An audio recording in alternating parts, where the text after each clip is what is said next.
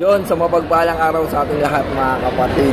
Yan, meron tayong magandang topic ngayon mga kapatid. May nag-message sa atin, personal message yan. Basahin natin to mga kapatid. Brad, may tatanong lang ako. Bakit capital AKP ang Alpha Kappa Rho? Bakit hindi AKR o Alpha Kappa Rho? Yan. Marahil marami ding naguguluhan dito sa simula. Kahit ako minsan naguluhan din ako dito talaga. Bakit nga ba AKP instead na AKR, di ba? Kasi ang ibig sabihin ng AKP, Alpha Kappa Rho. Bakit nga ba? Yan, bakit nga ba mga kapatid? Actually, napakasimple lang ng sagot. Napakadali lang ng sagot mga kapatid.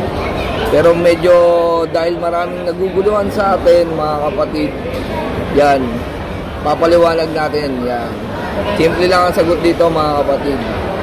Ang AKP po kasi, ang A in the Greek letters meaning alpha. Ang K meaning kappa. Ang P meaning rho. Yan, uulitin ko lang po. Ang AKP ay ang fraternity na kasama sa Greek letters. Yan. Sa tayong Greek fraternity mga kapatid.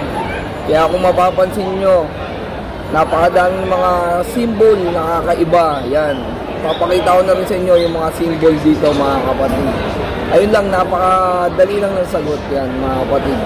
Sa mga nalilito dyan, bakit P?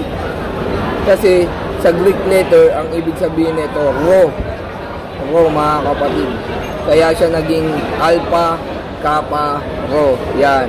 Papakita ko sa inyo yung mga symbol mga kapatid para hindi na tayo maguluhan. Nandyan na lahat. Yan. Tingnan na lang natin mga kapatid. Long live sa inyo. God bless.